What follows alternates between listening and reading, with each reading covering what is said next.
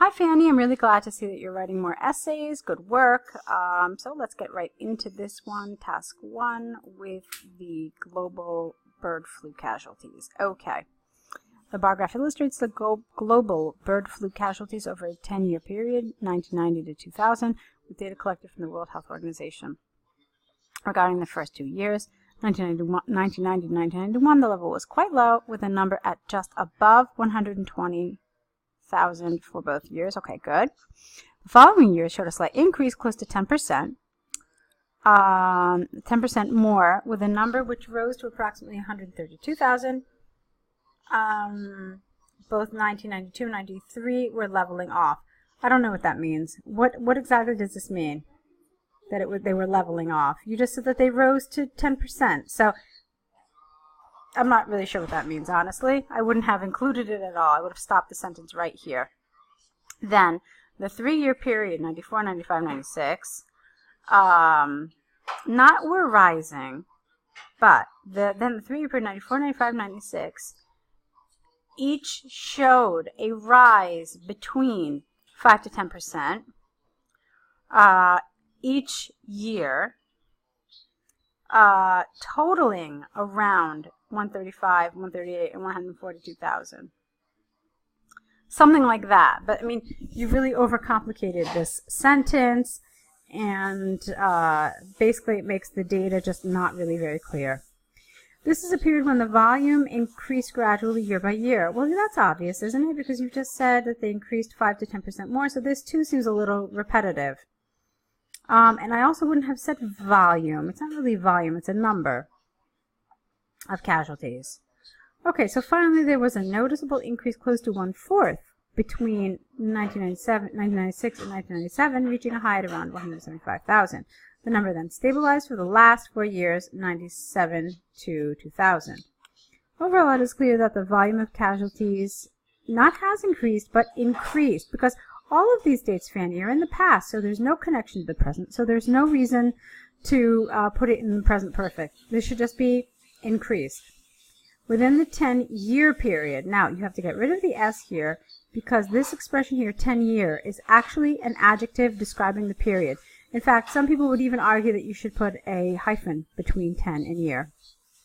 But because this is acting as an adjective, there should be no S. So, the number of casualties have increased within the 10-year period, starting at a low of just above 120,000, and finishing with a peak at slightly below 180. Okay, let's see.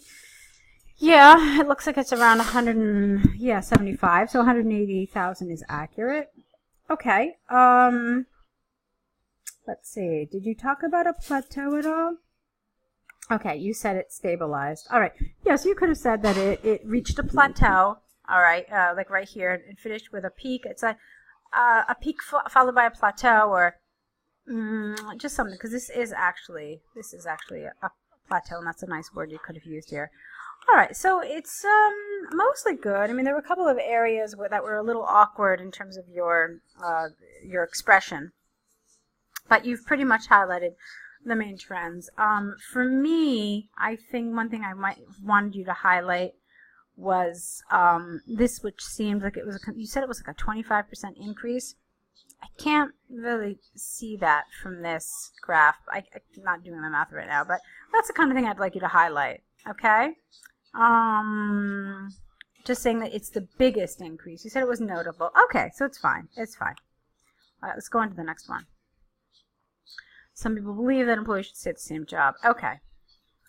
The modern workforce is more versatile than ever, which brings new, not interrogations. You mean something else here. I think you mean new challenges, new opportunities, but definitely not this word.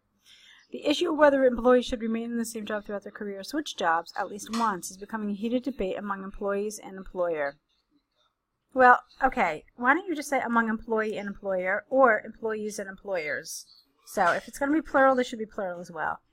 I strongly believe that people should change at least once in their career. This essay will show that it is better for both employees and employers, using research from Harvard and studies from the IMF. Okay. Firstly, some may argue that to climb the ladder in a corporation, you need to stay in the same company and steadily but gradually move up. This is because those people still refer to the past generation when remaining for 40 years in the same job within the same enterprise was the norm. However, this is not the case anymore. For example, recent research from Harvard indicates that the human rights of any big company are more, I think you mean human resources here, right? Not human rights, but human resources. So the human resources of any big company are more likely to offer an executive job with fringe benefits and perks to people who have already shown their abilities in other companies instead of giving a chance to their own employees. Apparently, this is due to the fact that those people bring with themselves new skills and experience that are beneficial for the corporation, which in turn does not, remember, we don't use contractions, need to train them. Therefore, it seems obvious that switching jobs would benefit both employees and employers. Secondly, changing jobs helps to broaden workers' horizons. This means that those people have a wider net of connections, which helps to create new opportunities and new revenue streams for companies. For instance, studies from the IMF show that Salesforce, maybe a Salesforce or the Salesforce, is bringing new customers with them, not really themselves, when they change job, which is evidently beneficial for the corporation hiring them as they add value to their market and more benefits. Okay, fine. Therefore, it seems clear that, once again, switching jobs is a better option.